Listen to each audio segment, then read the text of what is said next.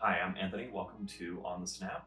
This is my amateur billiards channel. If you've been here before, welcome back. If you are new to the channel, thanks for being here. It's really great to have you. This is the first in a series of vlogs that I'm going to do leading up to the APA Masters World Championships in Las Vegas. And it's coming up in just under a week, so just a few days left here. And what I want to do in this first video is just kind of lay out some of the things that I'm thinking and feeling kind of in the preparation to the trip. I'm going to make sure to detail all the things that I'm doing to get set up, get ready to leave, how I'm packing, what I'm thinking about, what I'm doing with my preparation for my game, kind of things that I'm doing to practice leading up to the competition. And then as we go throughout the week, I'm going to try to put out some other videos as well of what it's like to travel, what it's like to settle in, what I do with the first couple days, couple hours, and sort of the crunch time down to that first match. So the first thing to say is that this is, as I mentioned, the APA Masters World Championships. And so this is a once a year competition that takes place across all the teams that qualify from the APA, from the CPA, from the JPA, so different organizations, the pool players associations across the world. And they all come out to Las Vegas to compete. So you will see teams from other countries. It's not just the US. And it's really cool because you get to meet pool players with all sorts of different styles, different backgrounds, different cultures. It's just such a great way to make friends and run into people that you would not have a chance to meet otherwise. So I'm so excited about it for that reason. And last year when I went out with my team, we met so many great people, made lasting friendships that way too. So I'm really excited about that aspect of it. The other thing that really excites me about this process is that these are the best of the best. Of all the amateur teams that go out, the best players are going to be in the Masters division of their league. And the teams that qualify tend to be the best of those different league regions. And so you're going to be going up against very, very strong players. And I know all of you are going to be familiar with the APA skill levels. So you're going to be looking at 7/8s, 7/9s, pretty much across the board. Every once in a while, you're going to run into a 6. It's not unheard of, but it is uncommon, especially because they tend to get washed out a little bit earlier in the competition. But as a rule, you're expecting to see the strongest of the APA skill levels. To break it down even further, we can talk about the Fargo rating skill levels, and that gives you a better sense of what kind of 7 am I dealing with. So in the APA, you can be a 7 and maybe be kind of in like the 500-ish range of Fargo. But the problem is it's kind of a low ceiling, right? The people that you'll run into out there, are they on the lower end of being a 7, or are they absolute monsters, potential world beaters who 700, 740, 750 plus? Those people show up. You're going to see players with that kind of ranking, that kind of skill level. And that's part of what excites me about this too. In my local areas here, there are some really, really strong players. In Colorado, there are a number of players who rank 700 plus, even some people into the 740, 750 range, which is awesome. And yeah, they are the strongest players in the state by far. Those players don't always go out for APA for various reasons, but in the Masters division, you will sometimes see them come out and represent their team, usually playing, anchor kind of position. And it's really exciting to see them compete and have the chance to compete against them. It's one of the things that I'm thinking about the most with my game right now is, in order to improve my game, I have to be playing against the best, and I have to learn how to beat the best. So that's another thing that I'm really excited about with Vegas coming up here. My preparation routine for Vegas has been really intense this year. Not just playing through the regular season, as you have all seen. Definitely pop into, I'll link the playlist here for all the matches leading up to this, and qualifications and the finals. It's all in there, so definitely check that stuff out if you haven't seen it. Reminder to like and comment, subscribe, do the YouTube stuff. It really helps out the channel a lot. And the channel is growing steadily, so it's been really great to meet a lot of you and get those comments. We're all here to have fun and learn together and improve our games. To me, beyond just the pool related stuff, it is a community, right? Like, we all are learning a lot about each other on a personal level. We're getting along and making a lot of friends this way. So shout out to those of you who have been with me from the start. I really appreciate you guys. In a future video, I'm going to go through and make a list and just specifically call out those of you who have been here from the start. And that kind of support really means a lot. So the preparation, as I said, through that standard season, it was a lot of gameplay, it's a lot of competition. You have to learn how to perform under pressure, have to kind of settle down and trust your game, all the things that I tend to repeat when I'm doing my commentary of the matches.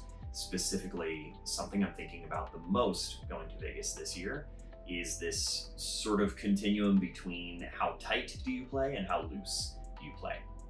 And I'm very much on the tighter side of things just historically. I've really thought so much about, I gotta get perfect. I gotta play, not only just the right side of the ball or not just getting an angle, but I wanna be here. I wanna be in this very, very small window. And it's basically an artifact of how I was coached early on in my game.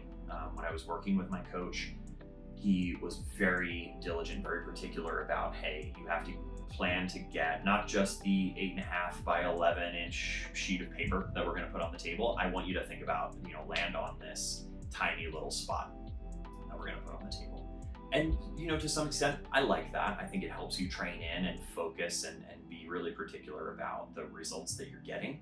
Problem is, in the long run, if you are thinking so much about those results and you're really shooting for perfect more than you should, you're gonna just consistently be disappointed, right? Every shot that doesn't work out exactly the way that you're hoping for it to work out is gonna frustrate you, it's gonna disappoint you, and you're just gonna leave feeling bad about yourself and about your game, or at least that was my experience. Maybe some of you have had that experience. Please chime in, validate and normalize me here, help me out, because it's been a journey. So a reframe in this last year has been to loosen that up a little bit, to strive for excellence instead of perfection, right? And every once in a while you're gonna get perfect and that can feel good, but that doesn't have to be the goal. We can play good enough pool, we can play excellent pool, and that is still gonna win you those games. There's also something else that's kind of, still kind of cooking it up, about neutral thinking over positive or negative thinking. I'm kind of, like I said, still incubating that idea a little bit.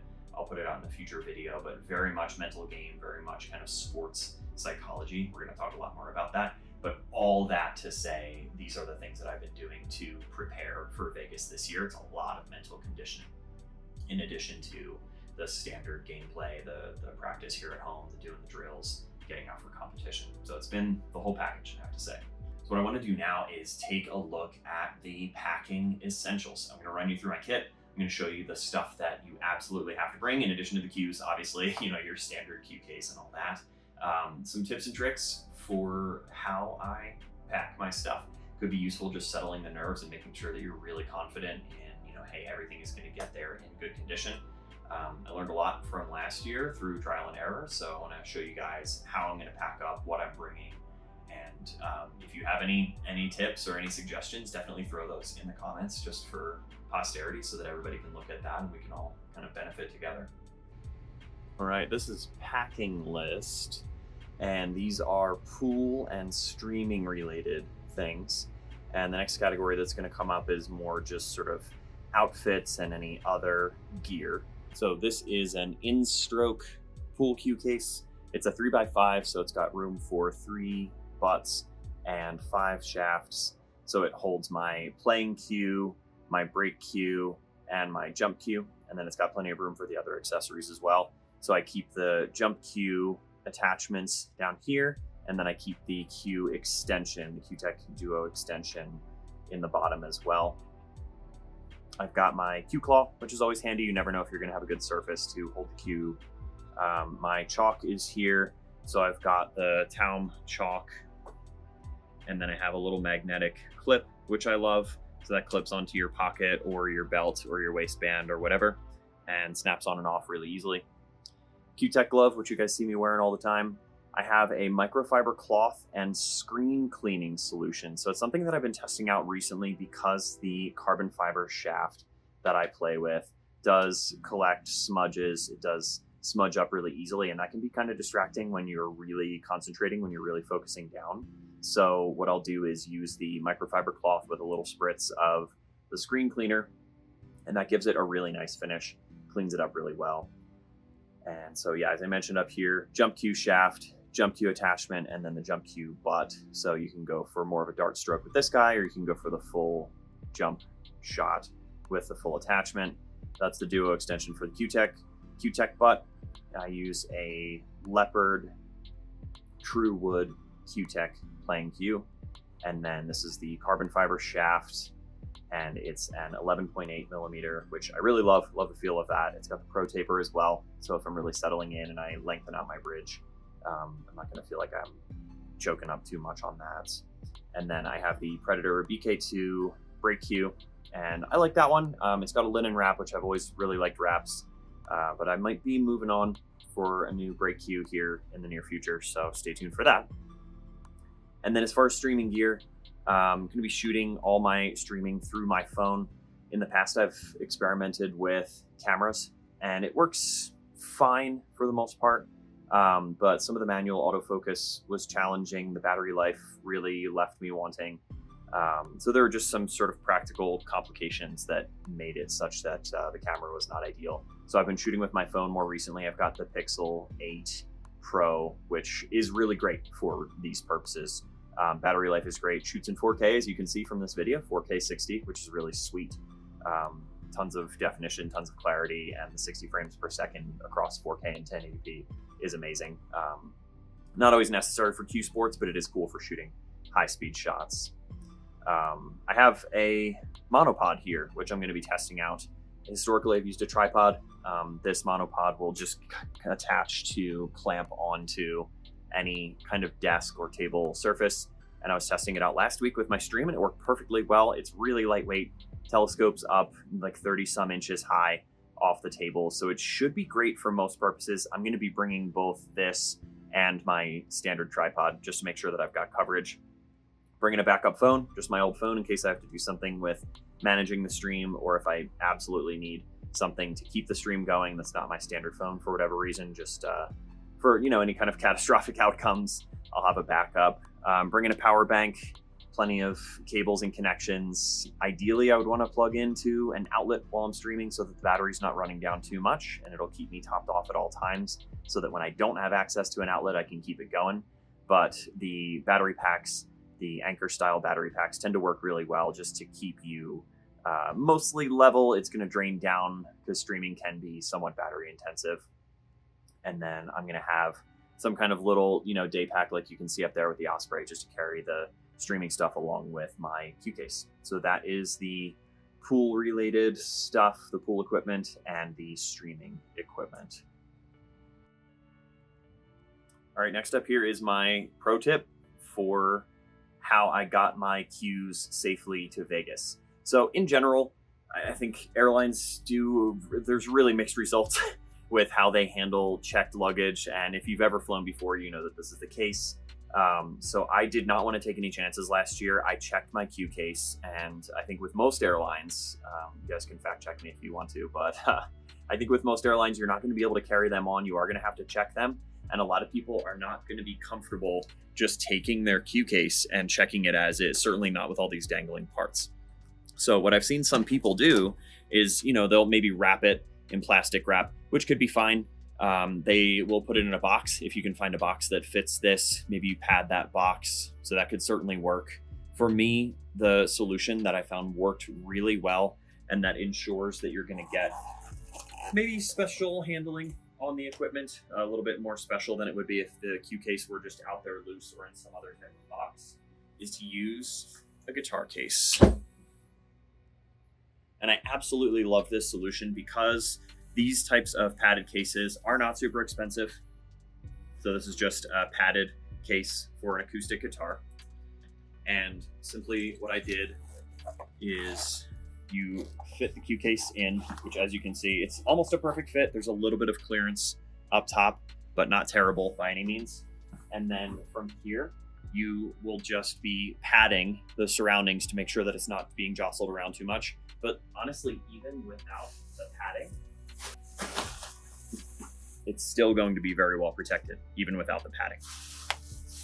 So if you've got some of this stuff lying around, plastic bags or just the bubble wrap like you can see from your Amazon packages or what have you, throw that stuff in here. You could even pack, the things that you normally would have put in your checked luggage, extra clothing, throw that in here, serves as padding as well. Then you've got so many layers of protection across your cues, the guitar case, the padding, the cue case. I think it's really unlikely that any damage would happen to your cues in transit, even though I think we've all seen those videos of luggage just getting tossed around.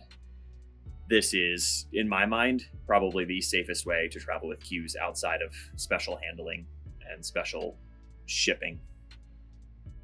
Okay, and here's a little follow up for some clothing recommendations that I'll make for you guys. Just some of the things that I'm thinking about bringing this year.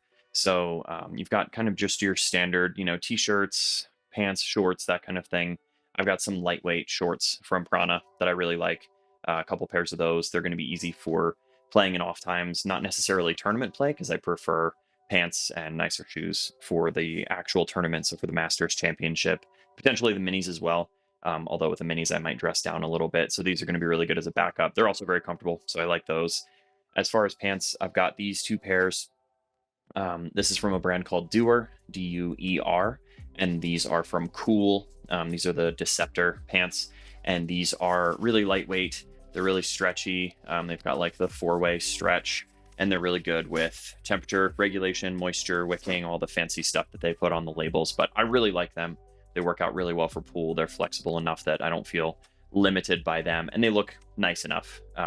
Not dress pant quality necessarily, but definitely nice enough. And this year I've got my team jerseys.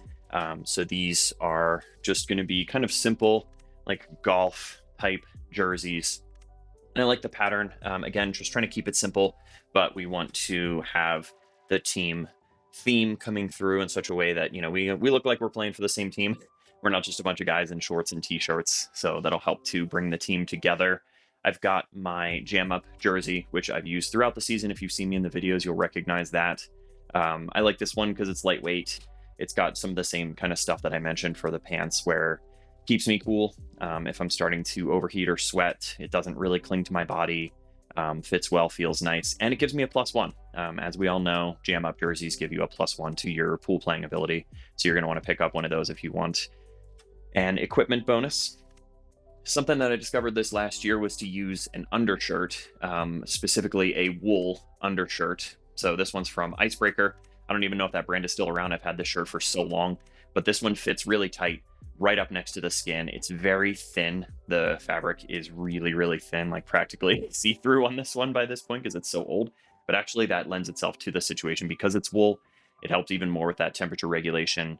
Because when I'm playing, I'm either too cold from the air conditioning sometimes, or I start to warm up when I'm playing, get overheated, and having an undershirt helps to pull some of the moisture away from my body if I'm sweating from the pressure or what have you. So I do really like having an undershirt as an option. And finally, I've got my branding, my t-shirt on the Snap t-shirt. You guys have seen that if you've seen the videos as well. I really like this guy. I got it from Uber Prints, just kind of made my own designs, put my logos on there. And then the little design on the front just shows that, hey, this is a YouTube thing. So yeah, just a primer on some of the clothing options that I'll have this year. Okay, so with that out of the way, I just want to say again, I'm so excited about being in Vegas this year to meet all of you. Those of you who are going to be out there, make sure you stop by and say hi so I can put a face to the screen name. And some of the other things that I'm excited about, we've got some really exciting stuff coming up. So exciting announcement here is that I'm going to be having a challenge match on Saturday the 10th against DVP, the real DVP, Drew Von Port. We've gone back and forth here. We're in contact, been texting, messaging, just kind of supporting each other, doing the weird YouTube thing. It's been really nice having somebody who knows what it's like and kind of bounce ideas off each other. And so stoked to meet him, stoked to have that challenge match. Just kind of air it out on the table and, for pure entertainment of all of you. So make sure that you tune in. I am going to be live streaming that match. There may be some surprises in store. I'm not going to give anything away, but we've got that live streamed match coming up on the 10th. Should be around 10 p.m. local time, provided all the logistics work out fine. So we're going to get that going on Saturday. And some of the other things that I'm looking forward to about being out there are the minis.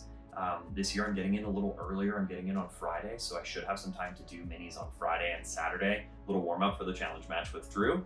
And I think it'll be really fun to compete solo, to kind of shake things off, to settle into the environment a little bit. I'm looking forward to the convention this year too, to see some of the vendors, maybe do a little shopping.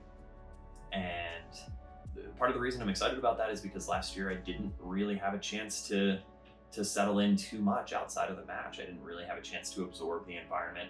didn't buy myself anything, so I think just having some mementos kind of commemorating the experience, some things to kind of remember it, maybe, a shirt or two, maybe some equipment, we'll see. That could be really cool. And just being in Vegas, there's usually that kind of overwhelming sense of there's so much to do. How can I spend my time? In my case, luckily, I am going to be focusing primarily on the pool playing, the tournament, the minis, the Masters Championships, hanging out with you guys. Every once in a while, I might be able to get out for a nice meal or a show. You never know. We'll see how deep we get into the tournament. So that could be fun as well. Treat it like a little vacation. For me, it's sort of work first, play second. In this case, it is very much work mode. But I am excited about that. That's something that I am really looking forward to, and it's a nice way for me to spend my downtime. So again, thanks for checking this out. Kind of a different format.